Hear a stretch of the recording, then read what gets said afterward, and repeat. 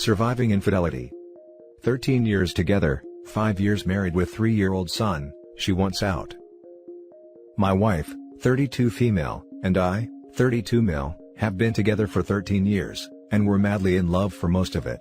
We traveled South America together, went to university together, had our entire grown-up lives together. We got married 5 years ago and had our beautiful child 2 years later. He's now 3.5 years old. I now believe things started falling apart about a year after he was born. I worked my butt off and was very career-oriented. She always wanted to work with children, so she opened a daycare, with our son as one of the kids in it, just to stay with him a bit longer. She took care of him about 80% of the time, and I barely had 20% of responsibility over him. Problem is, it seemed like everyone were happy with the arrangement, except she wasn't. She started resenting the fact I'm not helping enough with raising him, but only told me about it every few months when we had a big fight. I would try my best to do more, be with him more, work less, but in her eyes, it was always too little. My wife trains in MMA, yeah, she's a badass, and started training for her black belt test around August 2019.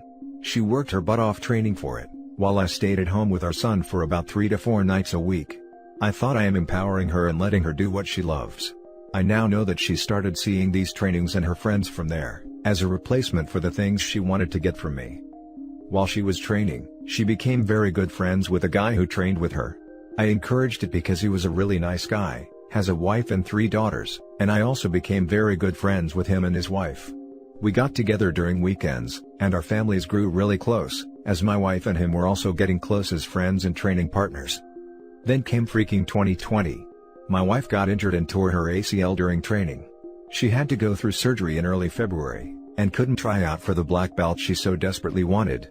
Deep inside, I now know I was angry with the fact she got injured in something that to me was just a hobby. We had her daycare in our house, which was now running with a replacement we brought to do my wife's job. I started working from home during March due to COVID, and I also got a promotion at work, which meant more work, along with taking care of my injured wife and our son. She became depressed in ways I was not aware of. I worked long hours to justify my promotion, and to avoid having to deal with real life. I always thought our situation is temporary, and as soon as COVID ends, she gets back on her feet, and we'll go back to being the great couple we always were. Around mid-September I noticed her texting frantically with someone, and acting very strange. I went to bed that night and couldn't shut my eyes for a second. I considered reading her texts, but gave up on it. The morning after, I asked her if she was cheating on me. She didn't respond. I asked if it was with our mutual friend, the guy from training. She didn't respond. Eventually she told me they were getting really close in a romantic way during the last few months, and that they kissed a week before I found out. Ever since, my life is just one big turmoil. When she told me, she was certain I would pack a bag and just leave her in that moment. But I didn't. After several days of thinking of it all, and after she told me clearly that she doesn't want anything with that guy, and that she kissed him because she didn't know how to get out of our poor relationship and he's not the real issue here, I decided I want to stay and fight for the love of my life. I decided I'll move out of the house, so we can each have our space. Big mistake in hindsight, but I also started taking our son twice a week after kindergarten, and hanging out with him a lot. I started working on myself and go to therapy, and I also started taking real interest in her and her life. But it was all too little too late in her mind. After a roller coaster of emotions, arguments, hugs, kisses and she decided she wants a divorce. Although she admits she still loves me, is attracted to me physically, and thinks I am a great father, she doesn't want to give it a second chance. She's using different excuses as to why not give it a try on different occasions. Most of the time, she says we're not a good fit anymore in terms of our expectations from one another. Other times, she mentions my mom and the way I allow her to intervene in our life as a reason. Sometimes it's just the fact she's afraid to get hurt again. At first, I really couldn't stand the fact she wouldn't give us a second chance. After everything we've been through, she didn't even want to go to couples therapy together, saying she's afraid she'll get hurt again. It maddens me to think there's nothing I can do to save my family life, my marriage. It would have been much easier, though probably more painful, if she would have said she doesn't love me anymore, or if she really had an affair with someone else. I read her text messages with that guy, and saw they agreed on not talking to each other anymore, and that it was a stupid thing to do. So I believe her when she says it's not about him. But if it's not about him, if she still loves me and is attracted to me, how can she so desperately want a divorce? I think she feels shame and guilt about how she betrayed my trust, though she wouldn't admit it. Her close family knows about what she did, and I feel that in some way she must justify it to herself and her family by getting a divorce. Anyway, I am now at the early stages of acceptance. I stopped bargaining, or even begging, with her, and told her I would give her what she wants. We even went to a first mediation session. It is all moving way too fast for me, but it's what she wants and there's nothing I can do about it. These days, I swing from hating her for everything she did, and how she handled things and betrayed my trust, to missing her so much and wanting to let her know how much I still love her, and will always be there for her. It's really tough. I think the worst part for me is, I am a long way from getting over her. Sometimes my mind is so desperate, that I tell myself we're only going through this divorce because she feels bad about what she did, and that we'll get back together after the divorce. So pathetic. It is possible that she feels too much has happened between us, to try and patch things together. I really don't know. What I do know and must accept, is that a divorce will be the end of the road for us as romantic partners. We will always love one another for the great 13 years we had, and for our mutual child, but that's it, and I must accept it. I hope time will help. We are now very amicable and speak daily. I moved close to our home, so I get to come there a lot and spend time with our son. In 2 months, both of us will be moving to different homes. She moves to a different, close-by city, to stay with her brother for the short term, until she decides where to live permanently. She also decided to close her daycare mid-year and notified the parents about it, as part of her overall midlife manic crisis. She claims she can't bear staying at our mutual home with all of our photos and memories, as to why she is shutting it down and moving out. I guess it's not my problem anymore. Now for the top comments. Women don't generally leave marriages over a kiss.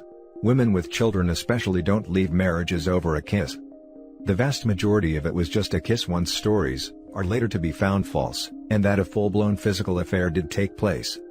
They were in close proximity frequently and it appears you and the other spouse weren't exactly keeping an eye on things. She didn't experience a simple crush or puppy love. She's a grown woman. Adults have ex. If you want my unvarnished take. You two got together too young, you were literal teenagers. Your brains weren't even fully developed yet. You weren't yet matured. You weren't yet aware of all of life's possibilities. You had no real adult life experience. How could you expect to successfully choose a permanent partner at that stage? There is a reason divorce stats for youthful relationships are so high. In the beginning, there was always something to look forward to. Education being completed, grown-up jobs and more financial freedom, marriage, a house, kids, what have you. Whatever she was unhappy with, those little things that niggled at her, would surely fix when XYZ milestone is achieved. Then, one day, there was a marriage and a kid and a household, and she realized, this is it. This is my life. No new milestone to distract from the differences, the incompatibilities, the lack. No future things she can be sure will result in happiness. And that's when she started the detachment process. I'd bet dollars she completed that process with an exit affair with that friend. The good news going forward is that, you can't make the same mistake. Next time around you and your future partner will be fully baked seasoned adults, who know what they want.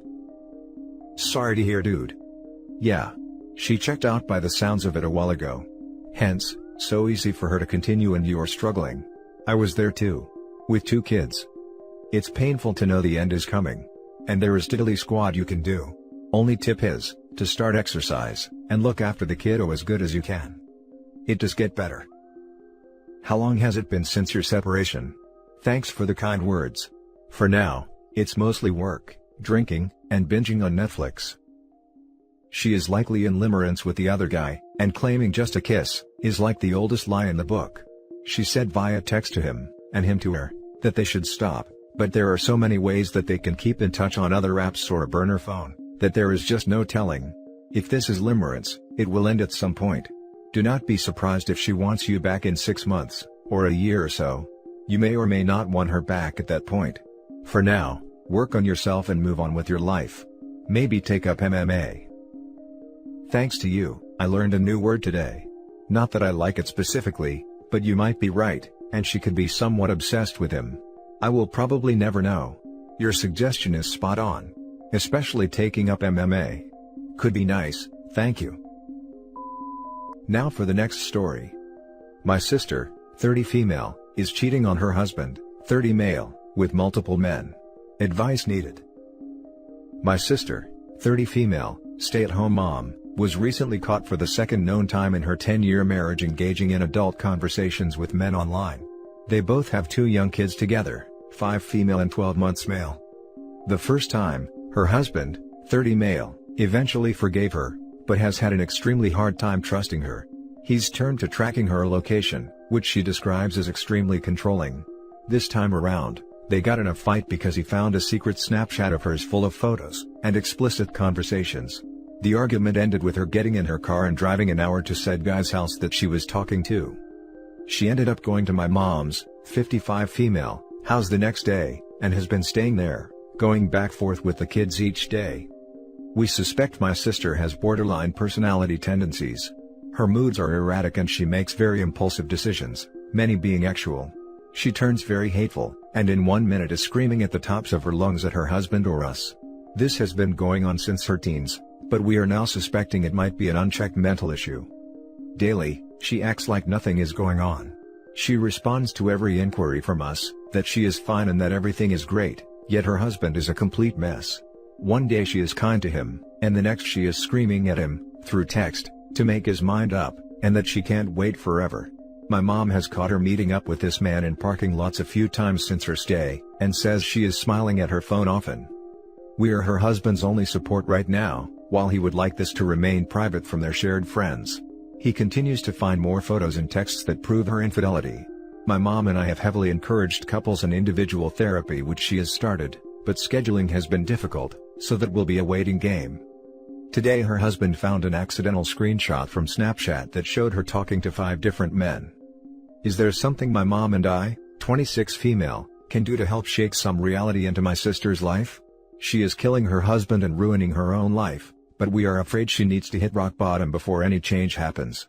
I was thinking of having us sit down and talk to her in a non-judgmental way, but I'm afraid she will explode and cut us out completely. Is there a way we can step in and help, or do we need to step back and allow this to evolve? Any advice would be appreciated. Tried to cut out some details to keep this shorter. Now for the top advice. You can't help someone who doesn't want help. If anything, you should be helping the husband divorce your sister, and help him out with the kids. Your sister is beyond horrible. I don't know crap about it, but I have experience dealing with someone who was borderline. The woman I knew did have to hit rock bottom before any change happened, and even when the change happened, it was temporary, and she would continuously go back to her old ways. In the end, her daughter was taken away from her, and now she lives with and is married to a woman she's been mistreating for more than a decade. There might be no saving her if she doesn't want to be saved.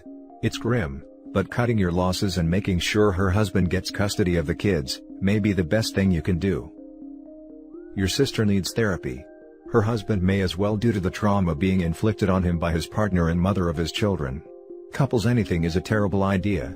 Relationship issues are obviously not at the core of their issues, simply your broken sister. Unfortunately, there is nothing you can do to fix your sister, so you should be looking out for your brother-in-law and niece/nephew. Encourage him to speak with several lawyers, and pick one he's most comfortable with. Then separate and initiate divorce proceedings to get them free from serial infidelity. Help your Bill create a safe and loving home for the kids, while he recovers himself. Bottom line, help the people who deserve and can truly benefit immediately from your help. If your sister hits rock bottom, and starts to want to truly change herself, then you could consider directly aiding her rebuild her life and parental responsibilities. Absolutely do not try to band-aid together the broken marriage/family/household. That's the worst course of action for everyone involved. Thanks for the advice. I agree with many points and plan to encourage him to seek out a lawyer, and to be prepared. Anything. Now for the last story. Ex-girlfriend wants me back, but slept with someone else. In the relationship, she hurt me often, to be honest. She was texting, flirting and exting with others. She had contact with her ex, and she once slept at a friend's house after telling me she is at home. She always promised to stop, but it went on for months. I was blinded by love and forgave her for everything. We worked past that, forgot the past, started new, and everything was going well, until she broke up out of nowhere. She has depression since I know her, so I thought it must be because of that. 2 months later, she asks for me back. She says it was because of her depression. She looked me in the eyes and swore nothing physical happened, but that was a lie. She slept with someone only 1 month after breakup. She says she missed me all the time but she thought she can't fix it, and so she tried to forget me by doing that. I was so hurt, so I sent her home and told her it's completely over. I then realized I still love her, so I told her I'd give her another chance. When she texted me the first time after the breakup, she asked for a chance to prove me her love and to fight for me no matter how long it takes, so I gave her this chance. The problem is, she did basically nothing. She only texted me a bit saying she loves me and she will forever love me, but that's it. I expected her to maybe visit me randomly, or tell me how she wants to fix this, but when I asked her about her plan of how she wants to fix this and how she wants to regain my trust, she said she doesn't know how to do this. The texting got less frequent. She said she is struggling with her depression, and she doesn't want me to feel bad because she feels bad. She texted me she will love me forever, but only every few days. Now the last text was more than a week ago, and she hasn't texted me since. I mean, why does she say she wants to fight for me, but she does basically nothing besides texting me? Now she doesn't text me at all. As you can tell, I still love her and I would love to take her back, but the fact that she slept with someone in the time is killing me. I know it's not cheating because we were not together, but it still feels like it. Also, she lied to me about it, so now I know what a good liar she is. Looking back, I don't know how many times she might have lied to me.